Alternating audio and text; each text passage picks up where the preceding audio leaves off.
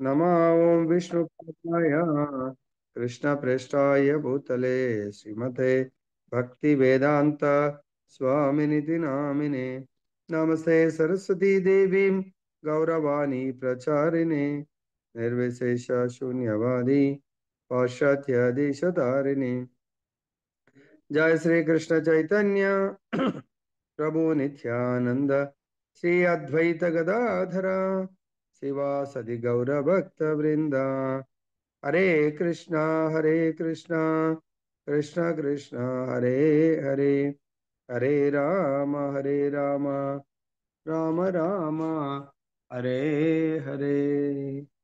जय बोलो ग्रंथराज श्रीमद भागवतम की जय। श्री श्री राधा रमन लाल की जय। जगन्नाथ बलदेव सुभद्रा की जय। సమవేత భక్త బృందకి జయ। జయ గౌర ప్రేమనందరి హరి బోల్।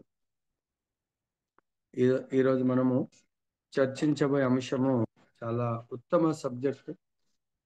మన నిత్యం భాగవతం మనం అయితే చాలా కష్టపడి మనం సేవ చేస్తూ ఉన్నాము, దాని యొక్క పరమ లక్ష్యము, మన నిత్య సేవకు మన జీవితం యొక్క పరమ లక్ష్యము భగవంతుడి లోకంలో దేవదేవుడి యొక్క సాన్నిధ్యము లేదా సాంగత్యాన్ని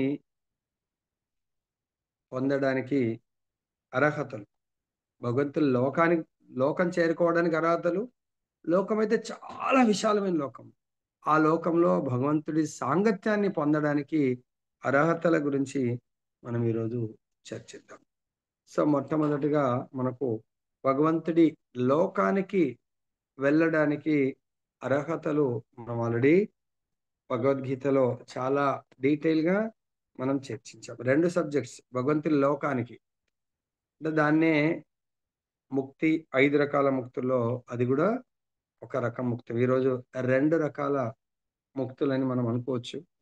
సో టోటల్ 5 రకాల ముక్తుల్లో సాయుధ్య ముక్తి అంటే భగవంతుడి యొక్క నిరాకార బ్రహ్మంలోకి మనము ఎంటర్ అయిపోవటం, మన యొక్క ఇండివిజువల్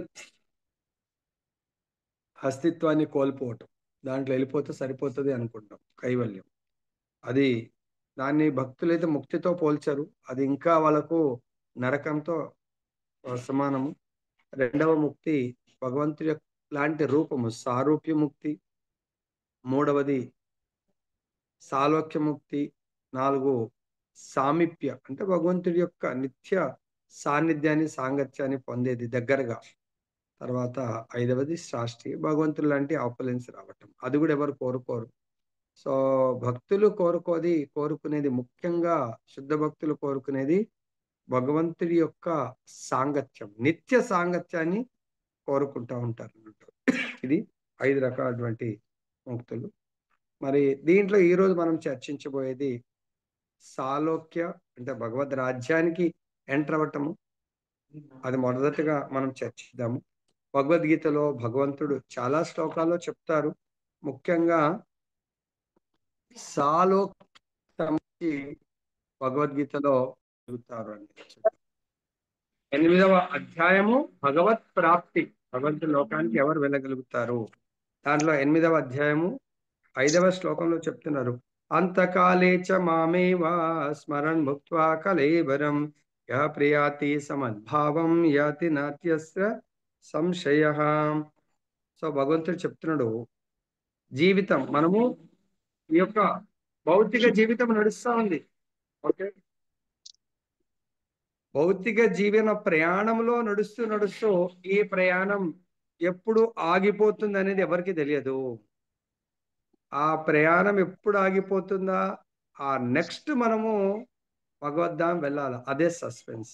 ఎవరు వెళ్ళగలుగుతారు అంటున్నారు, ఎవరైతే జీవిత ప్రయాణంలో నిరంతరము నన్ను స్మరిస్తూ దేహాన్ని ఒకవేళ విడిచివేస్తే వాళ్ళు శీఘ్రమే ఆ క్షణమే తత్క్షణమే నా భావాన్ని పొందుతారు, భగవంతుని భావాన్ని పొందుతారు. దాంట్లో ఎటువంటి సందేహం లేదు. తర్వాత శ్లోకంలో చెప్తున్నారు 8.6, యం యం వాపి స్మరన్ భావన్ త్యజత్యంతే కలేవరం తమేవైతి కౌంతేయ సదా తద్భావ భావిత.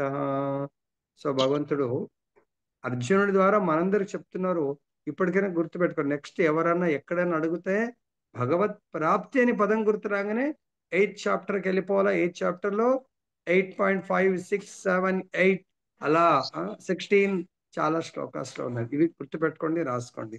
నెక్స్ట్ ఏమంటున్నాను, ఒక వంతయ్య మనిషి జంతువులు అని చెప్పట్లేదు, పక్షులు అని చెప్పట్లేదు. మనిషి తన దేహమును విడిచేప్పుడు ఏ భావమును, అంతకుముందు శ్లోకమే భావము అంటే భగవద్భావం స్థితికి మనం రావాలా. మనం శరీరం చాలించేప్పుడు ఎవరైతే నిత్య నిరంతరం భగవంతుని స్మరించారో శరీరం వదిలేప్పుడు కూడా స్మరణ చేస్తారు. కాబట్టి స్మరణ చేసినప్పుడు భగవద్భావంతో మనము శరీరం వదిలేస్తాం. ఎవరైతే భగవంతుడి భావంతో శరీరం వదిలేస్తారో అతడు తప్పకుండా తన విడిచే ఏ భావమును, అంటే మనం సపోజ్ భగవంతుడి భావంతో శరీరం వదిలేస్తే అటువంటి భావం ఎక్కడ తీసుకెళ్తుంది, భగవద్ధామం తీసుకెళ్తుంది. లేదా భౌతికమైనటువంటి భావంతో మనం శరీరం వదిలేస్తే అక్కడ తీసుకెళ్తుంది.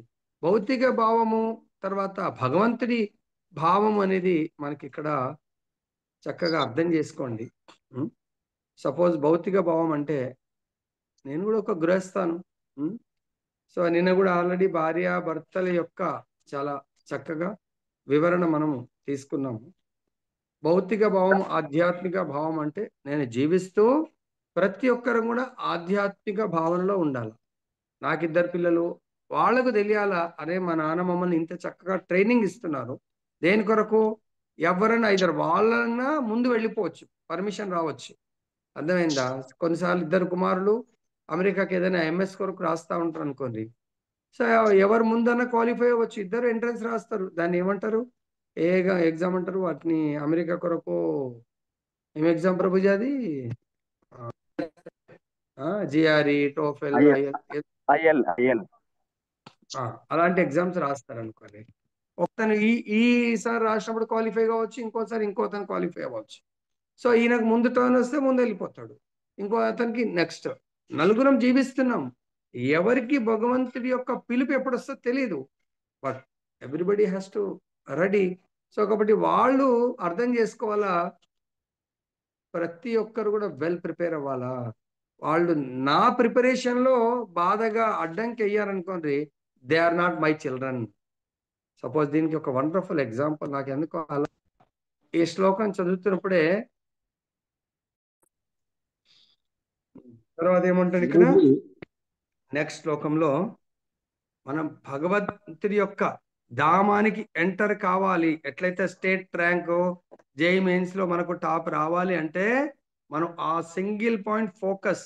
నాకు ఒక ఐఏఎస్ పాప అబ్బాయికి వచ్చిందో లేదు తెలియదు, కానీ మన స్టూడెంట్, క్యాంపస్ స్టూడెంట్ ఉండే, సివిల్ సర్వీసెస్ లో ఇంటర్వ్యూ వరకు లేకుంటే మెయిన్స్ క్వాలిఫై, ఇంటర్వ్యూ కూడా ఇదైనట్టున్నాడు.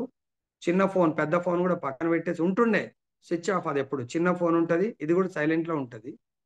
సో మొత్తం ఇంకా కేవలం వాళ్ళ ఇంట్లో వాళ్ళు ఫోన్ చేస్తారు, ఎవ్వరికి కూడా ఆన్సర్ చేసేవాడు. మెసేజ్ చూసుకొని అవసరం అని కూడా ఆయన కాల్ చేసేవాడు. రోజుకు 18 hours చదువుతుండే ప్రభుజీ అని చెప్తున్నాడు అన్నట్టు. కంప్లీట్ ఆయనకి అంధకారంలో. అట్లా మరి ఆయన జీవితం నడవలేదా? నడిచింది. తర్వాత కొట్టి ఉంటాడేమో పోస్ట్. సో ఆ అబ్బాయి ఎంఎస్సి ఫస్ట్ ఇయర్లో ఉండగానే ఐఏఎస్సిలో ర్యాంక్ కొట్టి అక్కడ పిహెచ్డి సంపాదించాడు. ఐఏఎస్సి బెంగళూరు చాలా టాప్ కాలేజ్ అది. కాబట్టి మన అకాడమిక్స్ అంటే స్పిరిచువల్ అకాడమిక్స్ అండి. మన యొక్క జీవితం ఆల్రెడీ 50 ఏళ్ళు దాటిపోయింది, 60 ఏళ్ళు దాటింది, 70 ఏళ్ళు దాటి. ఇప్పుడు కూడా నేను వాళ్ళని చూస్తా అంటే వీల్ ఫెయిల్, మొత్తం జీవితం చాలా ఫెయిల్ అయిపోతా. అలా కాకుండా చూసుకోండి, భగవత్ రాజ్యం మనం అక్కడ అడ్మిషన్ ఎంట్రీ తీసుకోవాలా. అర్థమైందా? నెక్స్ట్ ఏం చెప్తున్నారు ఇక్కడ 7వ శ్లోకంలో, తస్మా సర్వేషు కాలేషు మాం అనుస్మర యుద్ధచ మయ్యర్పిత మనోబుద్ధికి మామే వైశ్యస్య సంశయ. అర్జున, నీవు సర్వదా, మనందరం కూడా సర్వదా, సర్వకాలాలందు, సర్వ పరిస్థితులందు, సర్వదా అంటే అదే అన్నట్టు, సర్వదా కృష్ణుని రూపంలో ఉన్న. నిన్న కూడా మనము భగవంతుడి యొక్క, నిన్న భగవద్గీతలో టైటిల్ ఏంది?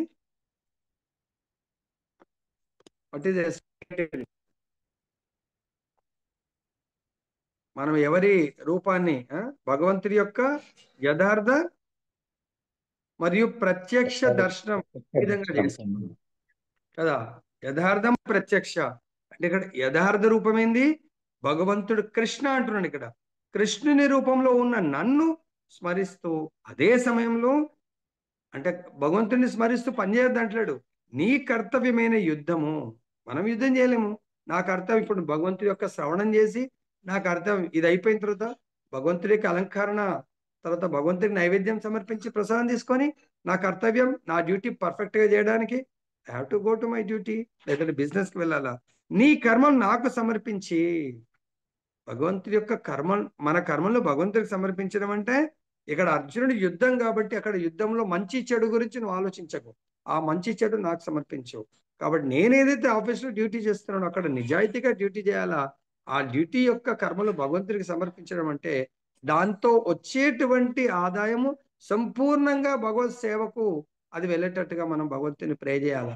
ప్రభుజీ ఎలా ప్రభుజీ మరి మా ఫ్యామిలీ కూడా ఎప్పుడైతే మీ ఫ్యామిలీకి కూడా నువ్వు ఏదైతే సేవ చేస్తున్నావో ఆ సేవని భగవంతుడికి అర్పించండి. మా బిడ్డలకు ఖర్చు పెడుతున్నాను, మా పిల్లలు కూడా నీ సేవకులు కావాలా. మా పిల్లలకు భోజనం పెడుతున్నాను, ఆ భోజనం భగవంతుని సమర్పించింది ఉండాలా. పిల్లలకు డ్రెస్సులు తీసుకొస్తున్నాం, భగవంతుడికి సమర్పించి ప్రభు ఇది మీరు వేసుకొని తర్వాత ఇవ్వండి. ప్రతిదీ కూడా సమర్పించి ఆ కర్మల్ని నాకు సమర్పించి నీ మనోబుద్ధులందు మనస్సు బుద్ధిని భగవంతుడి యందు స్థిరంగా ఎవరైతే నిలుపుతారో వాళ్ళు నిస్సందేహంగా అటువంటి without any doubt you can come to me. So నన్ను చేరుకోగలవని భగవంతుడు ఇక్కడ మనకు మాటిస్తున్నారు. అంతేకాకుండా దాని కొరకు అంత ఈజీ అయిందాక మా జైని శ్రీనివాస్ ప్రభు చెప్పాడు, ప్రభుజీ ప్రయత్నం చేస్తున్నాం పొద్దున సాయంత్రం తప్ప. దానికి భగవంతుడు మీరు భగవద్గీత పెట్టుకోండి 8వ శ్లోకంలో చెప్తున్నారు, అభ్యాస యోగ యుక్తేన చేతసా నాన్యగామిన పరమం పురుషం దివ్యం యాతి పార్థాను చింతయాన్. ఇక్కడ ఓ పార్థ ఇది ఒక్కసారి ఇలా చెప్తే కాదు, దీనికి కావాల్సింది మనసుని ఎల్లప్పుడూ నా స్మరణలో నిలిపి మార్గం తప్పకుండా అంటే భగవంతుని ఏదైతే మార్గాన్ని ఇస్తున్నాడో జపం చేయమన్నాడు తప్పద్దు. ప్రభుజీ నేను 9కి పండుకున్నా 9:30కు పండుకున్నా నేను లేవడం మాత్రం 6 గంటలకు లేస్తానికి మనం ఎవడు ఉద్ధరిస్తాడండి? మీరు 11 గంటలకు పండుకున్నారు కానీ ఎప్పుడు లేచారు? 6 గంటలకు. 2 గంటల ముందు పండుకున్నారు, నా లేవడం మాత్రం అదే అంటే మన మనసుకు ఫిక్స్ చేసింది ఇది.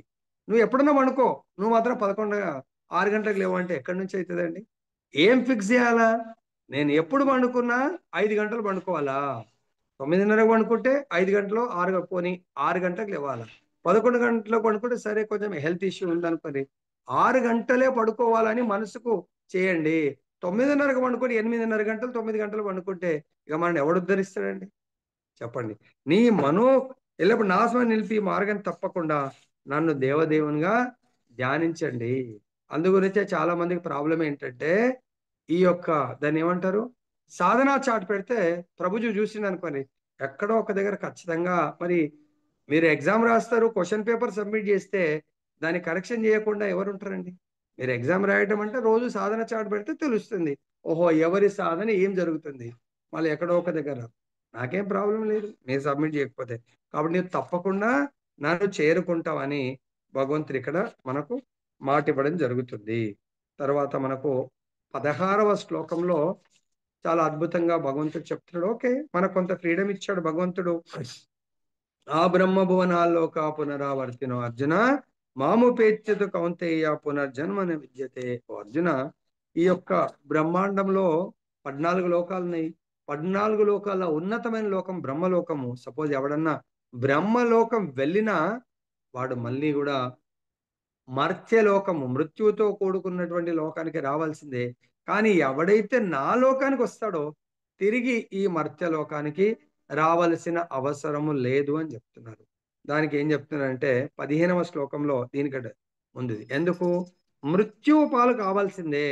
ఇక్కడ మాముపేత్య పునర్జన్మ దుఃఖాలేమ శాశ్వతం నాప్నువంతి మహాత్మనః సంసిద్ధిం పరమాం గత. భక్తి యోగులైన మహాత్ములు మరి ఎవరు బ్రహ్మలోకాన్ని కోరుకోరు? భక్తి యోగులైనటువంటి మహాత్ములు నన్ను పొందిన తర్వాత ఒకసారి మహాత్ములు నన్ను పొందిన తర్వాత మహోన్నతమైనటువంటి పూర్ణత్వమును బడిసిన కారణంగా దుఃఖపూర్ణమైనటువంటి ఈ దుఃఖాలయానికి తిరిగి రారు. అని తెలుసుకుంటున్నాము. దుఃఖాలయానికి తిరిగి రాకుండా ఉండాలంటే భగవంతుడు మనకు 3 యాములు కష్టపడని చెప్తాడు. ఏంటది? 3 to 6, 6 to 9 ఈ 2 యామ్స్ భగవంతుడి కొరకు కేటాయించండి. అదే కష్టం నేను లేవటమే 6 గంటలకు లేస్తి. లేవగానే 6:30కు 7 గంటలకు అప్పుడు రెండో యామ్‌లో గంట టైం 7-8 అయిపోతది. దాని తర్వాత ఇంక అంతే సంగతి. కాబట్టి దానికి మనం ఏం చేయాలి ప్రిపరేషన్? ఆ రోజు కంటే ముందు రోజు 6-9 ఇంకా 9:00 ఎండ్ చేయాల. 6-9లో కొద్దిగా విని మళ్ళీ మనం రాత్రి 11, 12 అన్నాం అనుకోండి. నెక్స్ట్ డే మనకు దాని యొక్క ప్రభావం దానిపైన ఉంటుంది. కాబట్టి ఇక్కడ ఈ యొక్క లోకము దుఃఖాలయం అశాశ్వతం. ఈ లోకాన్ని నుంచి మనం ఉద్ధరింపబడాలంటే భగవంతుని యొక్క నిత్య స్మరణ చేయాలి భగవంతుడిది. తర్వాత దీంట్లో 28వ శ్లోకంలో భగవద్ధామం గురించి చాలా అద్భుతంగా చెప్తున్నారు. వేదేషు యజ్ఞేషు తపస్సు చైవ దానేషు యత్పుణ్య ఫలం ప్రదిష్టం అత్యేతి తత్సర్వమిదం విదిత్వా యోగి పరం స్థానముపైతి చాద్యం. భగవంతుడు చెప్తున్నారు, భక్తియుత సేవ మార్గమును చేపట్టిన వ్యక్తి, ఆల్రెడీ మనందరం భక్తి మార్గంలో ఉన్నాము. వ్యక్తి వేదాధ్యయనం ద్వారా, యజ్ఞ నిర్వహణ ద్వారా, తపస్సు ద్వారా, తర్వాత దానం ఇవ్వడం ద్వారా, తాత్విక కర్మలు, తర్వాత కామ్య కర్మలు చేయడం ద్వారా కలిగే ఫలాలు వేరే వాళ్ళు భక్తి యోగంలో లేకుండా కొంతమంది వేదాధ్యయనం చేస్తారు, తపస్సు చేస్తూ ఉంటారు, తర్వాత దాన ధర్మాలు చేస్తూ ఉంటారు. వాళ్ళు చేసే పుణ్యం అంతా కూడా కేవలం భక్తియుక్త సేవలు, అంటే భగవంతుడే సర్వస్వంగా అనుకొని భగవంతుడు చెప్పిన విధంగా ఎవరైతే నడుచుకుంటారో వాళ్ళకు ఆ మిగతా పుణ్య ఫలాలన్నీ కూడా అలవోకగా అవి ఆటోమేటిక్గా రావడం జరుగుతుంది అని భగవంతుడు చెప్తున్నాడు ఇక్కడ. దీంట్లో 9వ అధ్యాయంలో కూడా మనకు ఇప్పటి వరకేమో ఎవరు భగవంతుడి లోకానికి చేరుకుంటారు, మరి ఆ చేరుకొని అక్కడ ఏం చేయాలా? అక్కడ ఏం చేయాలంటే ఇక్కడ మనము ట్రైనింగ్ పొందాలి. ఎటువంటి ట్రైనింగ్ అది? 9.25లో చూడండి, మనకు భగవంతుడు ఏమంటే 9.25లో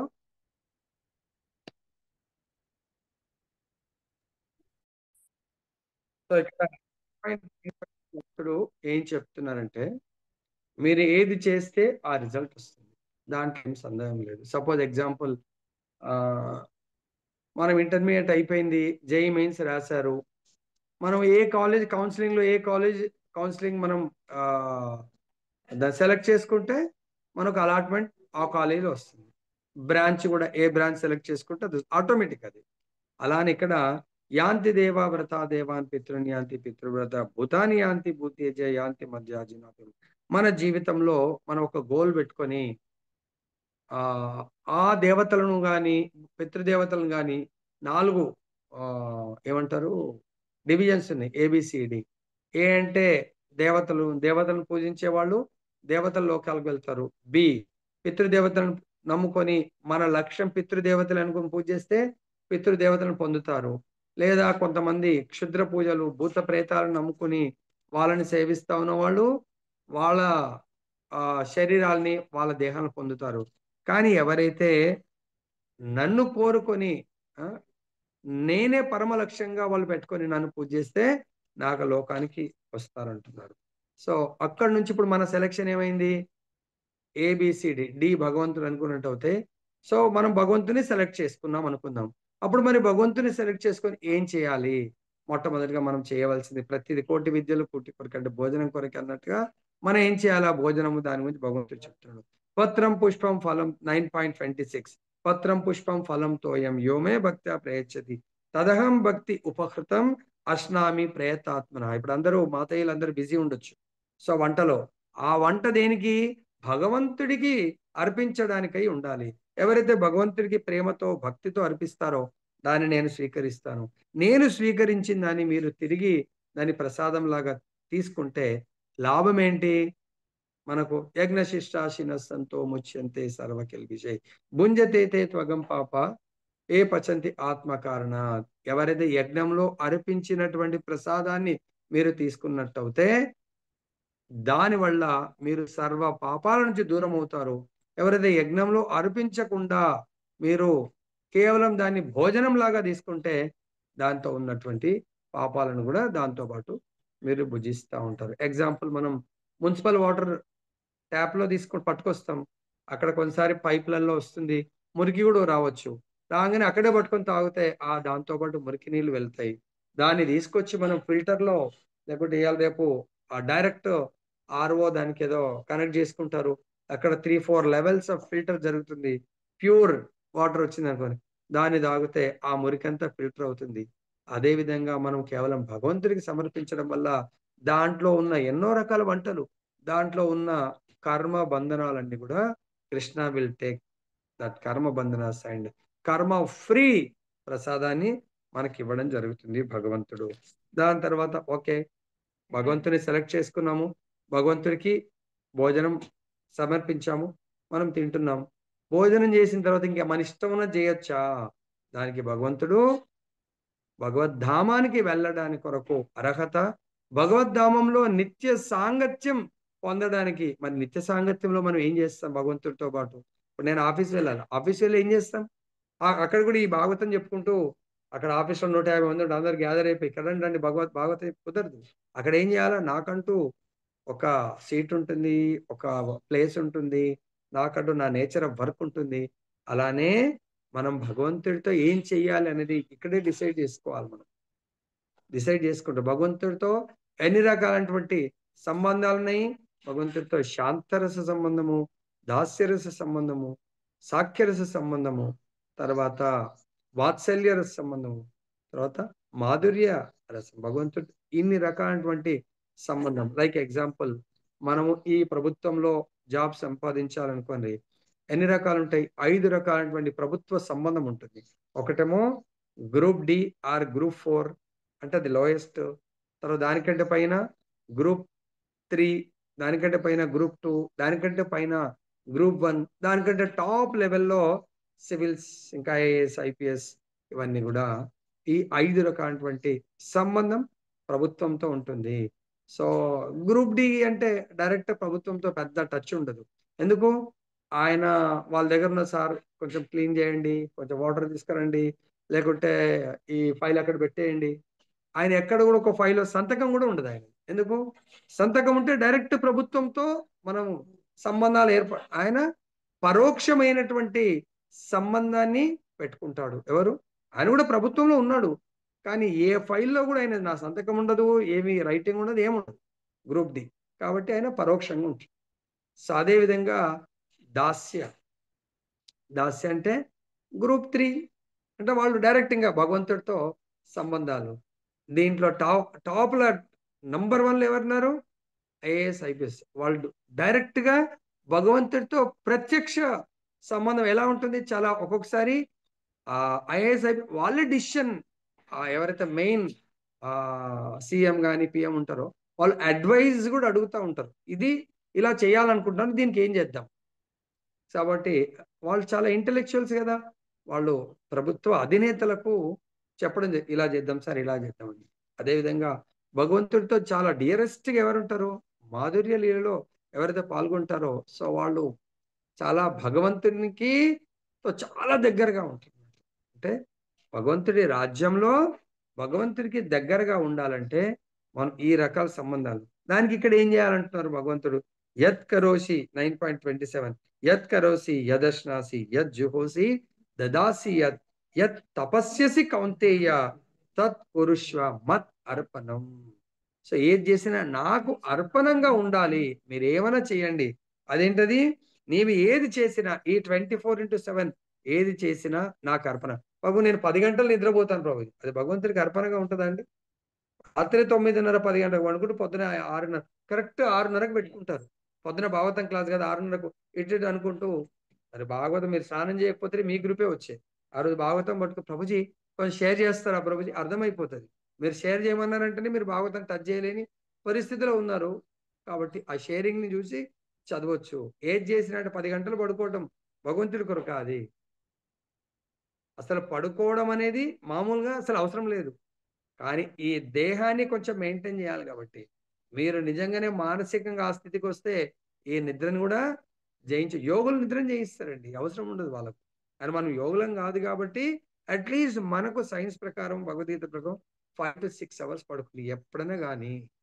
సో కాబట్టి ఏది చేసినా ఏది భుజించినా ఇందాకే చెప్పినాం, ఏది భుజిస్తే అది భగవంతుడికి అర్పణ చేసి పెట్టండి. ఎవరైనా ఇది ప్రసాదం అండి, ఏం ప్రసాదం అండి ఇది, మా ఇంటి దగ్గర ఏదో అక్కడ ఇక్కడ పెట్టాము, లేకపోతే ఎవరో పలానా దగ్గరికి వెళ్ళి తెచ్చాము. భగవంతుడికి అర్పించిందా కాదా, కాకపోతే మాతాజీ ఇది ఎవరైతే లైక్ చేస్తారో వాళ్ళకి పెట్టేయండి మాతాజీ. లేకుంటే అది తినేటోళ్ళు కూడా ఉంటారు కాబట్టి సో ఎందుకు నేను ఎట్లా తినను, వాళ్ళకి పెట్టిన హంబుల్గా. ఏది భుజించినా ఏది ఆహుతి ఇచ్చినా భగవంతుడికి, ఏది దానం ఇచ్చినా కూడా, ఏది తపస్సు చేసినా దానికి భగవంతుడికి అర్పణగా చేయండి. అంటే మన చైతన్యం సంపూర్ణంగా భగవంతుడికి అర్పించిందైతేనే నేను తీసుకుంటాను, భగవంతుడి అర్పణ కొరకే నేను ఏదైనా చేయగలను అనే స్థితికి మనము ప్రమోట్ అవ్వాలి. అప్పుడు దానివల్ల ఫలితం ఏంటిది, ఇటువంటి నియమాల్ని మనం పాటించడం వల్ల 28వ శ్లోకంలో చెప్తున్నారు భగవంతుడు, శుభాశుభ ఫలైరేవం మోక్షసే కర్మ బంధనై సన్యాస యోగ యుక్తాత్మ విముక్తో మాము పైష్యసి. భగవంతుడు ఇక్కడ ఎవరైతే ఈ విధంగా నిత్య నియమం ప్రకారం చేస్తారో వాళ్ళు కర్మబంధం నుండి మరియు శుభ అశుభ ఫలముల నుండి ముక్తుడవుతాడు. ఎన్నో మనం తెలియకుండా శుభకార పనులు కార్యాలు చేసిండొచ్చు, అశుభం చేసి అవన్నిటి నుండి కూడా ముక్తుడవుతాడు. ఈ సన్యాస నియమంలో నా మీద మనస్సుని స్థిరంగా నిలిపి నీవు ముక్తుడవై, అంటే ఇది సన్యాసం అంటే భౌతికం పట్ల అనాసక్తి, ఆధ్యాత్మికం పట్ల ఆసక్తి మనము ఉండగలుగుతాము. ఈ స్థితిలో మనం మెల్లమెల్లగా ప్రయాణం చేస్తే మనకు 34వ శ్లోకంలో 9వ అధ్యాయం 34వ శ్లోకంలో భగవంతుడు చెప్తున్నాడు, మన్మనాభవ మద్భక్తో మధ్యాజీ మాం నమస్కురు మామే వైశ్యసి సత్ యుక్త్వైవం ఆత్మానం మత్పరాయణ. ఇదే శ్లోకాన్ని మనకు 18వ అధ్యాయము 65వ శ్లోకంలో భగవంతుడు మనకు చెప్పడం జరిగింది. అక్కడ కొంచెం మార్చాడు, ఏంటంటే మన్మనాభవ మద్భక్తో మధ్యాజీ మాం నమస్కురు. ఇక్కడ 2వ శ్లోక లైన్లో ఆమె వైశ్యసి సత్యం తే ప్రతిజానే ప్రియోసిమే. అర్జున, నువ్వు ఎల్లప్పుడు ఏ మనిషి అయితే ఏ జీవుడైతే ఎల్లప్పుడూ నన్ను స్మరిస్తూ నాకు భక్తుడవుతూ నన్ను పూజిస్తూ నాకు నమస్కారం చెప్తూ ఉంటాడో వాడు తప్పకుండా, అటువంటి జీవుడు తప్పకుండా గ్యారంటీ తప్పకుండా నన్ను చేరుకుంటాడు. ఈ విషయం నువ్వు నాకు క్లోజ్ ఫ్రెండ్ కాబట్టి నేను నీకు మాటిస్తున్నాను, నీతో చెప్తున్నానని చెప్పేసి భగవంతుడు చెప్తున్నాడు. ఇది భగవంతుని చేరుకోవడానికి. మరి భగవంతునితో దగ్గరగా ఉండడానికి మనం ఎవరికైనా దగ్గరగా ఉండాలనుకోండి, వాళ్ళు మనల్ని దగ్గరగా పెట్టుకోవాలి అనుకుంటే ఎవరిని పెట్టుకుంటారండి దగ్గరగా? ఎవరినంటే వాళ్ళని పెట్టుకుంటారా? పెట్టుకోరు. ఎవరిని పెట్టుకుంటారు? ఎవరైతే మనకు ఇష్టంగా, అంటే మనకు అనుగుణంగా నడుస్తారో, మనం చెప్పింది తూచా తప్పకుండా పాటిస్తారో, మనకు ఎటువంటి వ్యతిరేకం వాళ్ళు తెలియపరచరో వాళ్ళని ఎప్పుడు ప్రతిదానికి వాళ్ళకి కాల్ చేస్తాం, ప్రభుజీ వస్తారా మీరు, ప్రభు నేను ఎటు వెళ్తున్నాను అని అనుకుంటాం. స్పెషల్గా కొత్త ప్రభుత్వం ఏర్పాటు చేస్తుంది, మెజారిటీ వచ్చింది అనుకోని ఇమ్మీడియట్ గా ఆ సీఎం గారు కానీ పిఎం గారు తన దగ్గర తన చుట్టూగా ఎవరు ఉండాలా, మినిస్టర్స్ ఎవరు ఉండాలా, తర్వాత సెక్రటరీస్ ఎవరు ఉండాలి, ఏ వ్యక్తిని ఏ మినిస్ట్రీలో పెట్టాలి అని చెప్పేసి ఆయన ఆలోచిస్తూ ఉంటాడు. కాబట్టి అదే విధంగా భగవంతుడికి దగ్గరగా, భగవంతుడి లోకంలో దగ్గరగా ఎవరు ఉండగలుగుతారంటే కొన్ని భగవంతుడు ఎటువంటి వ్యక్తులు, అంటే ఆయనకు ఏ అర్హతలు ఉన్న వాళ్ళు దగ్గరగా ఉంటారు అని చెప్తున్నారు. అర్హతలు ఏంటి? 12వ అధ్యాయంలో మనకు కొన్ని శ్లోకాల్లో చెప్తున్నారు మన యొక్క అర్హతలు. ఈ అర్హతలు ఉన్నవాడు భగవంతుడికి ప్రియమైన వాడు అవుతాడు, భగవంతుడు ప్రియమైన వాడు భగవంతుడు తన దగ్గరగా పెట్టుకుంటా ఉంటాడు. ఏ అర్హతలు అవి? అద్వేష్ట సర్వభూతానాం మైత్ర కరుణ ఏవచ నిర్మమో నిరహంకారః సమదుఃఖ సుఖక్షమి సంతుష్ట సతతం యోగి యథాత్మా దృఢ నిశ్చయః మయ్యర్పిత మనో బుద్ధి యో మద్భక్త సమే ప్రియః. నా యొక్క దగ్గర మినిస్ట్రీస్ కూడా, క్యాబినెట్ అంటే చాలా దగ్గర సర్కిల్ అన్నట్టు. సో అలా నాకు దగ్గరగా ఉండేవాళ్ళు అంటే నా ప్రియమైన వాళ్ళు ఎవరంటే సకల జీవుల పట్ల కనికరము, దయ, కలిగినటువంటి వాడు, అందరి పట్ల మిత్రభావం ఉండేవాడు వాడు, ఎవరిని ద్వేషించని వాడు. తర్వాత తనను తనను తాను యజమానిగా, నేను యజమానినిగా తలచినవాడు. అంటే నేను సేవకుణ్ణి, భగవంతుడి యజమాని అని తలిచేవాడు. తర్వాత మిథ్య అహంకారము లేనటువంటి వాడు. అహంకారము లేనటువంటి వాడు, ఉన్నటువంటి వాడు ఎలా తెలుస్తుంది?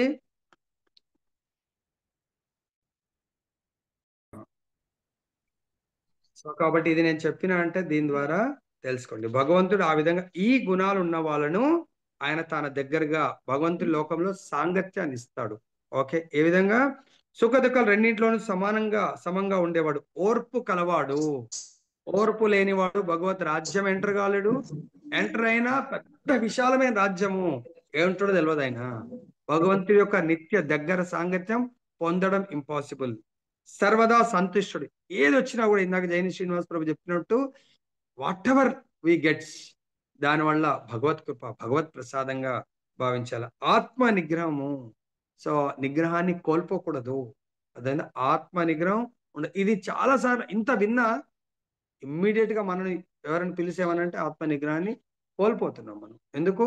డ్యూ టు చాలా శ్రద్ధతో కూడుకున్నటువంటి శ్రవణం చేయకపోవడం వల్ల మనం కోల్పోతున్నాము.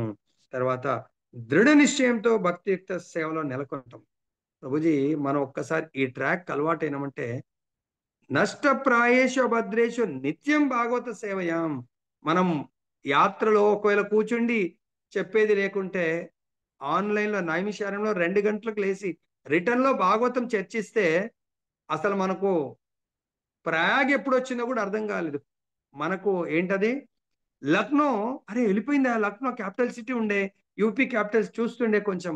లక్నో ఎప్పుడు వెళ్ళిపోయిందో కూడా మనకు అర్థం కాలేదు. అన్ని గంటలు అలా చర్చ చేస్తూ వెళ్ళిపోయాం. అది మనకు కావాల్సింది.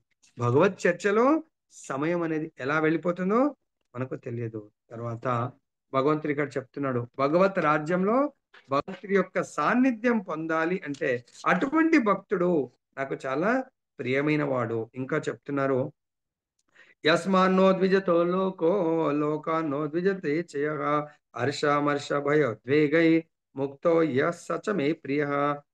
ఏ ఒక్కనికి కష్టాన్ని కలిగించని వాడు, నా జీవితంలో నాకు ఎన్నన్నా కష్టాలు కలిగించని, కానీ ఒక్కడికి కూడా కష్టాన్ని కలిగించని వాడు, ఎవరి చేత కలత చెందని వాడు, సుఖ దుఃఖాల్లో భయాందోళనలో సమభావంతో ఉండేవాడు నాకు అత్యంత ప్రియమైన వాడు అని భగవంతుడు చెప్పడం జరుగుతుంది. అంతేకాకుండా ఇంకా మనకు చాలా శ్లోకాల్లో భగవంతుడు చెప్తున్నాడు. అంతేకాకుండా ఫైనల్ గా ఏతు ధర్మామృతమిదం యథోక్తం పర్యుపాసతే శ్రద్ధదాన మత్పరమ భక్తాస్తేతీవ మే ప్రియ. భక్తి యోగం అనే భక్తి యోగం అనే ఈ అమృత మార్గమును అనుసరించే వారు నన్నే పరమ గమ్యంగా చేసుకొని, అంటే భగవద్ధామం తప్ప నాకు ఇంకా ఏమీ అవసరం లేదు. పరమ గమ్యం, ఇంకా అల్టిమేట్ గోల్ ఆఫ్ లైఫ్.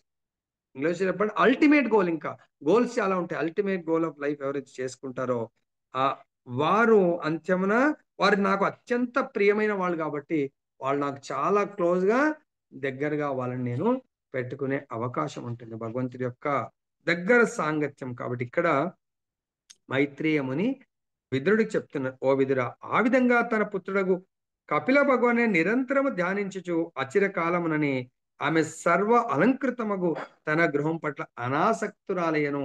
ఈ విధంగా మనం కూడా మన ఇంట్లో ఉంటున్నాం. దీంట్లో ఉన్న ఇది మనం సపోజ్ ప్రయాగ్కి వెళ్ళడం చాలా అద్భుతంగా ఉండే. అవి టెంట్లు చూస్తే కొత్త ఫస్ట్ టైం మనం ఆ రూమ్ అలాట్ చేయగానే ప్రభుజీ మాకేది అని చూసాం. అది మనం ఉంటామా అండి? 2 రోజులు ఉండేదానికి దాని పట్ల అటాచ్మెంట్ ఎందుకు? ఆ రూమ్ ఏది, నా బెడ్ ఏది, అది ఇది. సో అక్కడ ఉన్నామా? 2వ రోజు ప్రభుజీ కొంచెం లేదు ప్రభుజీ, అందరికి ప్రభు మమ్మల్ని బయలుదేరమంటారా, మమ్మల్ని బయలుదేరం, అందరికంటే ముందు వెళ్తా ఉన్నారు. ఆ రూమ్ ని ఎంత తొందరగా వదిలిపెడుతున్నారు? ఒక్కసారి మనం డిసైడ్ చేసినాం ట్రైన్ మనకు ఉంది అనగానే వదిలిపెడతాం. కానీ మనకు అలా అటువంటి స్థితిలో ఉండాలి. మనం ఎక్కడైనా వెళ్ళాము, కాశీ వెళ్దాం, ఇమ్మీడియట్ గా వెళ్ళాలంటే అందరికన్నా ప్రభుజీ మేము వచ్చేస్తాం, రూమ్ ఖాళీ. అలానే ఈ యొక్క ఈ భౌతిక జగత్తులో మన ఇల్లు, మన మొత్తం సర్వ సంపత్తి నుంచి కూడా ఎంత తొందరగా ప్రభు నేను రెడీ ఉన్నాను, నా బ్యాగేజ్ అంతా ready. What is your baggage? ఈ దేహమా? దేహంతో వెళ్ళాము. ఈ ఆత్మతోని బ్యాగేజ్ అంతా కూడా భగవంతుడి యొక్క శ్రవణ కీర్తనం ద్వారా వచ్చినటువంటి ధనమే నీ బ్యాగేజ్. దాంతో భగవంతుడి యొక్క భక్తియుక్త శ్రవణం, కీర్తనం, విష్ణు స్మరణం, తర్వాత పాదసేవనం, అర్చనం, వందనం, దాస్యం, సఖ్యం, ఈ నవదా భక్తులకు సంబంధించినటువంటి భగవత్ సేవ, భగవంతుడి యొక్క భక్తుల సేవ అనే బ్యాగే ప్యాకేజ్ తో మీ ప్రయాణం ప్రారంభమవుతుంది. ఎక్కడికి? భగవద్ధామము. కాబట్టి ఆమె తన కుమారుడు ఎప్పుడైతే వెళ్ళిపోయాడో అచిర కాలంలోనే, చాలా షార్ట్ పీరియడ్ లో ఆమె ఎంత మొత్తం స్వర్గవాసులకే ఈర్ష్య, అసూయ వచ్చేంత సంపత్తి ఉంది. కానీ వాటన్నిటి నుండి కూడా అనాసక్తురాలైంది. కృష్ణ భక్తి భావం ద్వారా ఏ విధంగా మనుజుడు ఆధ్యాత్మిక ఉన్నతిని పడియవచ్చును అనుటకు ఇచ్చట ఒక చక్కని ఉపమానం ఒసగబడింది. కపిల దేవుడు సాక్షాత్తుగా శ్రీకృష్ణుడే. అతడు దేవహూతి తనయునిగా అవతరించను. అతడు గృహమును వీడిన పిమ్మట దేవహూతి అతని ఆలోచన ఎందే సంలగ్నమై కృష్ణ భక్తి భావితురాలయ్యను. కృష్ణ భక్తి భావన ఎందు నిరంతరం నెలకొనట ద్వారా ఆమె గృహాసక్తిని వీడగలుగును. ఎందుకైనా వెళ్ళిపోయాడు? ఆయన అక్కడ ఉంటే సో ఆమెకు ఆ గృహం పట్ల, తన పట్ల, ఇంకా ఆమె తల్లి కాబట్టి బాధ్యత ఏంటి? మ్యారేజ్ అంటది, మ్యారేజ్ తర్వాత పిల్లలు అంటారు. ఆమె ఈ గృహ ఆసక్తుల పట్ల ఆమె మునిగిపోతుంది. కాబట్టి తనే వెళ్ళిపోతే కంప్లీట్ గా వైరాగ్యములో ఆమె, ఇంకా ఈ సంపత్తి నాకు, భర్త వెళ్ళిపోయాడు, సంపత్తి ఇచ్చిన భర్త వెళ్ళిపోయాడు, ఆ భర్త ఇచ్చినటువంటి కొడుకు వెళ్ళిపోయాడు, ఇంకా నాకు దీంతో పని ఏముంది, ఆ దేవదేవుడితో పని అని చెప్పేసి ఆమె దీని పట్ల కంప్లీట్ గా గృహ ఆసక్తిని వీడగలుగుతుంది. ఎలాగైతే కుంతి మహారాణి, ఆమె భర్త ముందుగా వెళ్ళిపోయిన సేమ్ కర్దముని వెళ్ళిపోయినప్పుడు, కర్దముని తపస్సుకి వెళ్ళిపోయాడు, పాండురాజు కూడా ఈ దేహాన్ని వదిలేశాడు. ఎవరినిచ్చాడు? 5 కుమారులను ఇచ్చాడు. కానీ అన్ని దుఃఖాలే ఉన్నాయి. కానీ ఆమె ఆ గృహము దుఃఖాలతో ఆమెకు సంబంధమే లేదు. కేవలం ఈ దేహముతో ఆమె నిత్య నిరంతరము కృష్ణుడి యొక్క ధ్యానంలో, కృష్ణుని స్మరించడంలో ఉండింది. ఎప్పుడైతే, ఎందుకు? కృష్ణుడు ఇక్కడ ఉన్నాడు, కృష్ణుడి ఆదేశానుసారం సేవ చేయడానికి కొరకు. సో కాబట్టి ఎప్పుడైతే కృష్ణుడు ఈ యొక్క ధరాతలంలోంచి, భూమండలం నుంచి వెళ్ళిపోయాడని తెలిసిందో ఫిజికల్ గా, తను అదే తత్క్షణమే ఈ దేహాన్ని వదిలేసి భగవద్ధాం వెళ్ళిపోయింది కుంతి మహారాణి. అదేవిధంగా దేవత కూడా తన కుమారుడు తను వదిలిపెట్టి వెళ్ళిపోతున్నప్పుడు ఇంకా ఇక్కడ తనకేం పని ఉంది, ఈ యొక్క గృహంతో పెద్ద పని ఏముందని దాని పట్ల అనాసక్తురాలైంది. ఆసక్తిని దేవదేవుని పైకి మళ్లించనిదే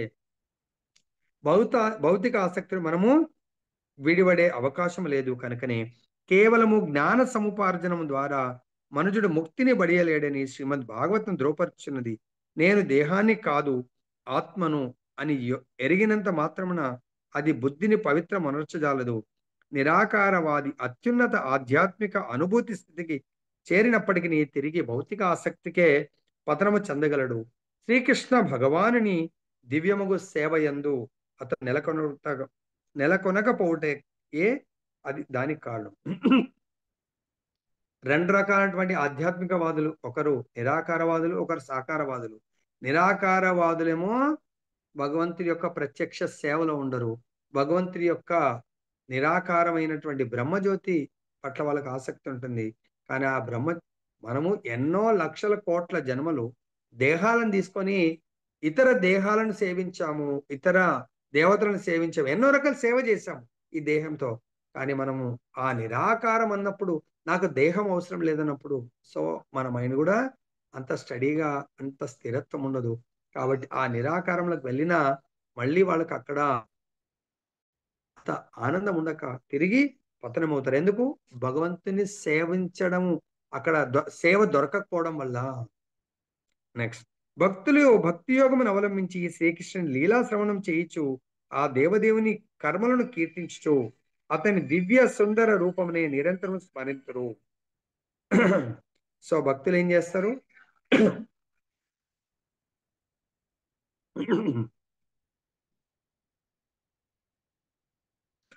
భక్తులు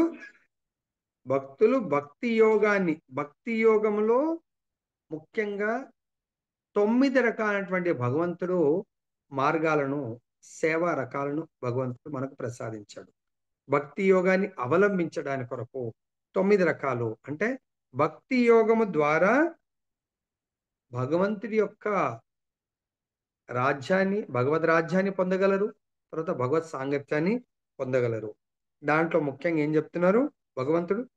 సేవను గూర్చడం ద్వారా, సేవ అన్నప్పుడు భగవత్ సేవ, భగవంతుడి యొక్క సేవ ఎక్స్పాన్షన్ ఎట్లయితే కృష్ణ భగవాను నుంచి ఆయన యొక్క స్వాంశ రూపాలు ఎలా ఎక్స్పాన్షన్ అవుతుందో, భగవంతుడి యొక్క సేవ ఎక్స్పాన్షన్ భక్తుల సేవ. తర్వాత ఇక్కడ సేవను గూర్చడం ద్వారా భక్తునికి మిత్రుడు లేదా సేవకుడు ఒకటి ద్వారా సమస్తమును అతనికి అర్పించడం ద్వారా మనుజుడు భగవద్ధామమును ప్రవేశించగలడు. భగవద్ధానం అని ఇందాక మనం చాలా చర్చించాం.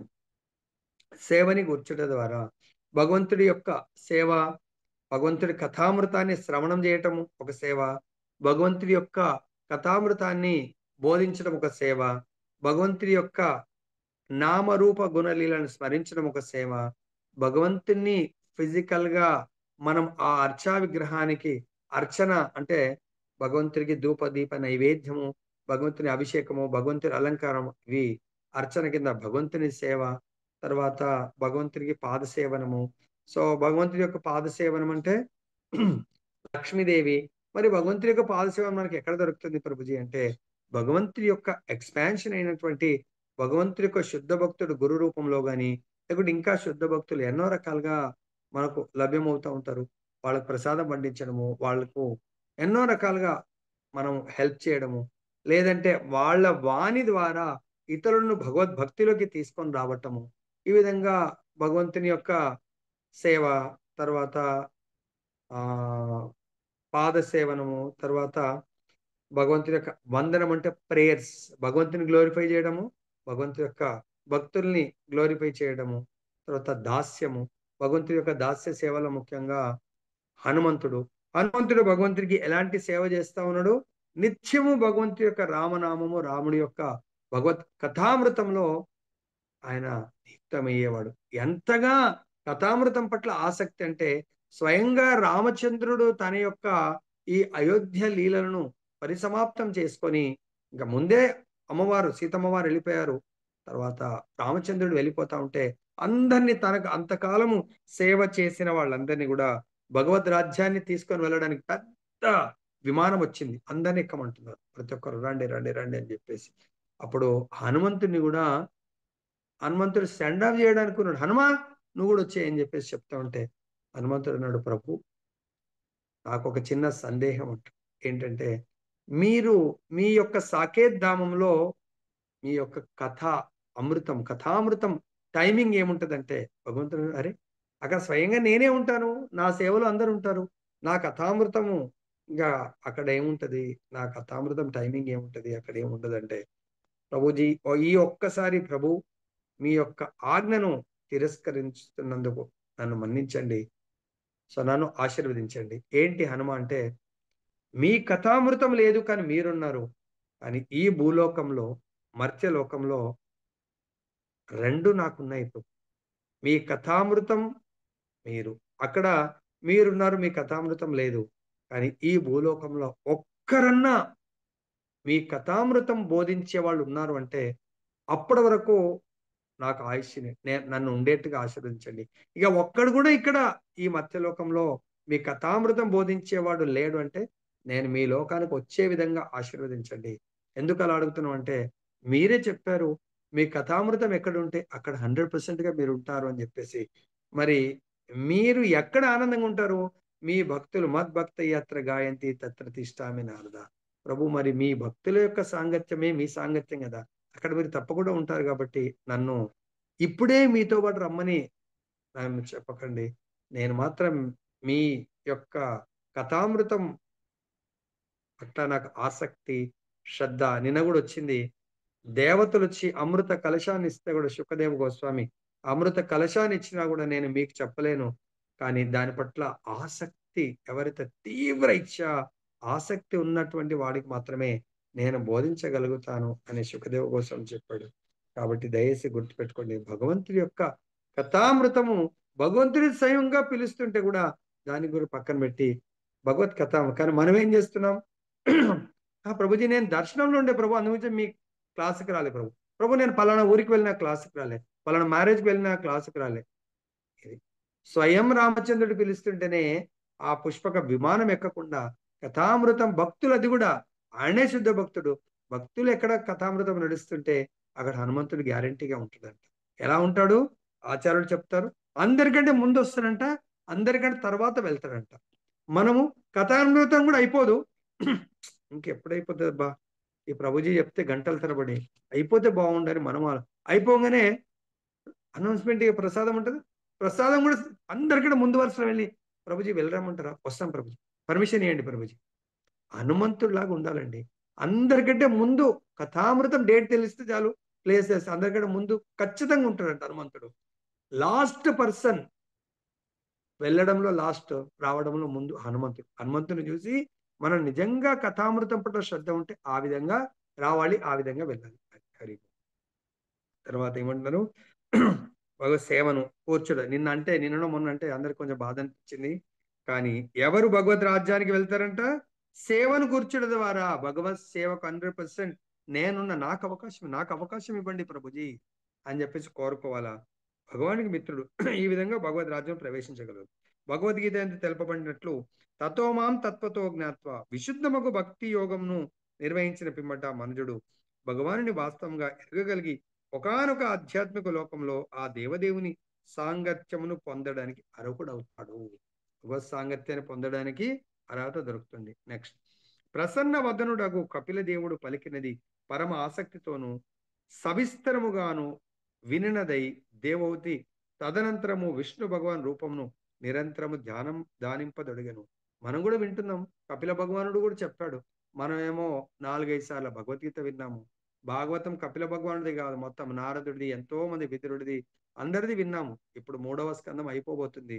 మరి కపిల భగవానుడి ద్వారా కేవలం దేవోతి జ్ఞానం పొంది, జ్ఞానంతో పాటు వైరాగ్యాన్ని, మనకు భక్తి రావాలంటే జ్ఞానం కావాలా, జ్ఞానం వస్తున్నప్పుడే మనకు వైరాగ్యం బై డిఫాల్ట్ రావాలి. కెమిస్ట్రీలో ల్యాబ్లో వెళ్ళి మనము 2 మూలకాలు మిక్స్ చేసి పైనుంచి ఒకటి వస్తూ ఉంటుంది, డ్రాప్ ఇలా కలుపుతుంటే దాంట్లో ఆల్రెడీ టైమింగ్ ఉంటుంది, దాన్ని రేంజ్ ఉంటుంది. ఆ రేంజ్ కాగానే కరెక్ట్ రిజల్ట్ రావంగానే పింక్ కలర్ రాగానే మనం ఆపేయాలి, లేకుంటే కలర్ మారిపోతుంది. అలానే మన లోపల జ్ఞానం వస్తుందా లేదా తెలుసుకోవడానికి మనకు భౌతికం పట్ల వైరాగ్యం, ఆధ్యాత్మికం పట్ల వైరాగ్యం అంటే అనాసక్తి, ఆధ్యాత్మికం పట్ల ఆసక్తి రావాలా. అది రాలేదంటే మన జ్ఞానం రిసీవ్ కాలేదు. నెక్స్ట్, భక్తి యోగం నందు పూర్ణ శ్రద్ధతో నెలకొనినదై ఆమె ఆ రీతి వనర్చను. తీవ్ర వైరాగ్యము కలది కావున కేవలం దేహ అవసరములనే ఆమె స్వీకరించను. పరతత్వ అనుభూతి వలన ఆమె జ్ఞానమునందు స్థితిని పొందినదయ్యను. హృదయము పవిత్రమై ఆమె దేవదేవుని ధ్యానమునందే సంపూర్ణంగా లగ్నమయ్యను. ప్రకృతి గుణముల వలన కలిగిడి సర్వ సంశయములు అంతటా నశించిపోవును. పూర్ణ శ్రద్ధతో భగవంతుడి యొక్క బోధనల వల్ల భక్తి యోగం పట్ల పూర్ణ శ్రద్ధ. అది చూడండి, మనం కూడా మరి మన లోపల ఎంత శ్రద్ధ ఉంది. మరి ఆ శ్రద్ధ లేకపోతే భక్తి యోగంలో మీరు ముందుకు వెళ్ళలేరు. భక్తి యోగంలో ముందుకు వెళ్ళకపోతే తీవ్ర వైరాగ్యము. మరి వైరాగ్యం అంటే మనం ఎన్నో, ప్రభు నాకు ఈ రీజన్ ఆ రీజన్ ఏం అవసరం లేదండి. ఇప్పుడు భోజనం చేస్తా, మధ్యాహ్నం ఆకలి అవుతుంది. మధ్యాహ్నం ఆకలి అయిందంటే ఇది అరిగినట్టు, మధ్యాహ్నం ఆకలి కాలేదంటే ఇది అరగనట్టు. మధ్యాహ్నం అరిగితే మధ్యాహ్నం భుజిస్తాము, అది అరిగిందంటే సాయంత్రం ఆకలి అవ్వాలా. మన లోపల కూడా వైరాగ్యం, వైరాగ్యం అంటే ఎలా గుర్తించాలండి? మనకు సపోజ్ భగవంతుడి సేవకు పిలుపు వచ్చింది అనుకోండి, ఫస్ట్ పేరు మనదే ఉండాలి. అలా ప్రభుజీ నేనున్నాను ప్రభుజీ, అక్కడ మళ్ళీ కావాలి ఫలానా సేవ కాదు, ప్రభు నేనున్నాను. ఏ సేవను మీరు అలాట్ చేయండి. ప్రోగ్రామ్స్ అంటేనే సేవ, అసలు ప్రోగ్రామ్స్ ఉండకుంటే హ్యాపీ, ప్రోగ్రామ్ ఉండకుంటే సేవ ఉండదు. సో ప్రతిరోజు ఎక్కువ ప్రోగ్రామ్ ఉండాలా, ప్రతిరోజు. దీనికి కారణం ఏంటంటే నైమిషారణ్యం, మనం మొన్న వెళ్ళాం. మనం నైమిషారణ్యంలో ఋషులు భాగవత చర్చ, భాగవత్ కథా శ్రవణం కొరకు బ్రహ్మదేవుని ప్రేయస్తే బ్రహ్మదేవుడు 84,000 మంది ఋషులు, శౌనకాది ఋషులు తపస్సు చేస్తారంట. దేనికి? ఉత్తమ భక్తుడి ద్వారా కథామృతం వినడానికి కొరకు 1000 సంవత్సరాలు తపస్సు చేస్తే అప్పుడు సూత గోస్వామిని భగవంతుడు పంపిస్తాడు. అక్కడ వాళ్ళు కొన్ని 1000 సంవత్సరాలు కథామృతంలో మునిగిపోయారంట వాళ్ళు. అదేండి నిజమైనటువంటి కథ, అమృతాన్ని ఆస్వాదించడం. మన ఇప్పుడు టైం అయిపోయింది, చాలా మంది చూస్తూ ఉంటారు, అరే ఇప్పుడు ఇంకా అయిపోతుందా అని. సో కాబట్టి దయచేసి దీంట్లో మనము భగవంతుడి యొక్క కథ అమృతం పట్ల ఎవరైతే ఆసక్తి పెంచుకుంటారో వాళ్ళు తప్పకుండా భగవద్ రాజ్యానికి వెళ్తారు. భగవద్ రాజ్యంలో భగవంతుడి యొక్క నిత్య సాంగత్యాన్ని వాళ్ళు గ్యారంటీగా పొందగలుగుతారు. దానికి మనం ఎంతో మంది భక్తుల్ని ఎన్నో యుగాల్లో చూడొచ్చు. భగవంతుడు కృష్ణ భగవానుడు 40 నిమిషాల్లో అర్జునుడికి బోధించాడు. అదేవిధంగా భగవద్ రాజ్యం వెళ్ళాలంటే ఖచ్చితంగా ప్రతి ఒక్కరికి కండిషన్స్ అప్లై.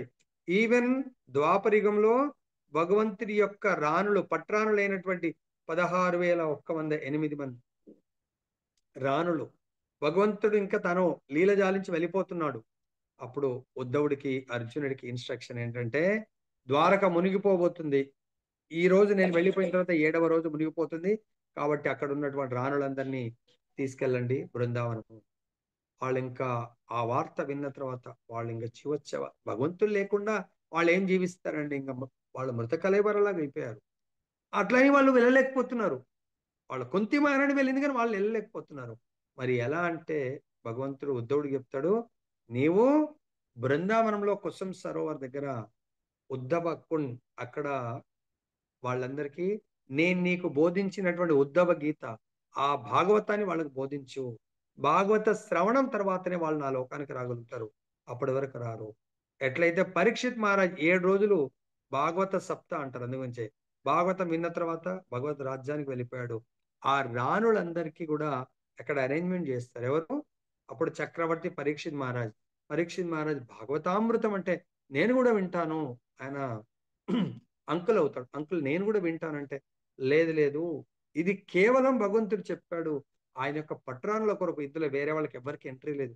అరే నేనేం పాపం చేయలేదు, లేదు, భగవంతుడు ఇదైతే చాలా షార్ట్ భాగవతం, కేవలం వాళ్ళు భగవద్ధామం వెళ్ళడానికి కొరకు వాళ్ళ యొక్క ఆ బాధని ఆ దుఃఖాన్ని విరమింపజేసి భగవద్ధాన్ని పంపడానికి కొరకు నీ కొరకు సంపూర్ణ భాగవత రూపంలో భగవంతుడు అవతరిస్తానని చెప్పాడు.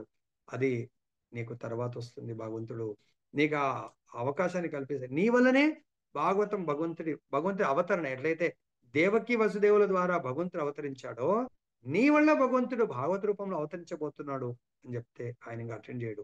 అది కేవలం భగవంతుడి యొక్క పట్రానులకు ఆ భాగవత కథామృతాన్ని బోధించడం వల్ల వాళ్ళు విని భగవంతుడి లోకానికి వెళ్తారు. భగవద్ రాజ్యానికి వెళ్ళాలంటే గుర్తుపెట్టుకోండి, ఖచ్చితంగా ఎవడన్నా ఈవెన్ ఆత్మహత్య చేసుకున్నా, చనిపోయినా, ఆత్మ బ్రతికుండంగా చనిపోయిన తర్వాత కూడా అందు గురించే చాలాసార్లు ఆచార్య చెప్తారు, మన పిల్లలకి చెప్పి పెట్టండి. మనకు తెలియకుండా అంత్యకాలంలో ఏదో స్మరించి వెళ్ళిపోయాం అనుకోరు, నాయన వీలైతే ఒక 7 రోజులు మన ఇంట్లో భాగవత శ్రవణం కథా శ్రవణం చెప్పించు, తప్పకుండా నాకు భగవత్ ప్రాప్తి దొరుకుతుంది. పట్రానులకే భగవంతుడి యొక్క శ్రవణ కథ అమృతం విన్న తర్వాత భగవద్ రాజ్యం వెళ్ళారంటే మనలాంటి పరిస్థితి ఏంటి ఆలోచించండి. కాబట్టి అదే విషయాన్ని భగవంతుడే స్వయం భక్తావతారంలో అవతరించినప్పుడు చైతన్య మహాప్రభు అది మస్ట్ గా పెట్టిండు. అందుగురించి చైతన్య మహాప్రభు నిత్యం భాగవత్ శ్రవణం చేయాల్సిందే. భక్తులను సేవించాలా, భగవంతుడి యొక్క భాగవత్ కథామృతం శుద్ధ భక్తుల ద్వారా వినాలా. ప్రభుపాదుల వారు కూడా అదే మనకు చెప్పారు. అందుగురించే నిత్యం చైతన్య మహాప్రభు గదాధర్ పండిట్ ద్వారా భాగవతాన్ని పూరి జగన్నాథ్ లో 18 సంవత్సరాలు అంత్యలీల అక్కడ చేస్తారు. ప్రతిరోజు తోటా గోపీనాథ్ టెంపుల్లో భాగవత శ్రవణం జరిగేది.